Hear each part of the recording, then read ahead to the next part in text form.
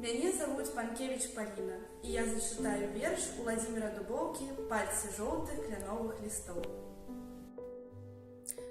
Пальцы желтых кляновых листов мкнуться в осень, схапить за шею, не порушить яе хараство, не порушить листы золотые. Клёна в окна забрызгатаў, адгукнулася канію рэха, месяц рваў арэхі з куста, раскідаў над сусветам арэхі. Яны ў воўне блакітны ляглі, сумавала ў даліне ляшчына, летуценні не змерклі ў галі, летуценні ўзгасіць немагчыма, расцярушыцца ўдалі і ўвысь, каб нагадваць аб светлым над чорным, ці таму, што сумуюць журавы ненасытна свергочуць жорны. Ліставее не моўкне, шуміць, ад вясны да вясны на прасторах, поверх стрэх і муроў камяніц я пабачыў яе учора.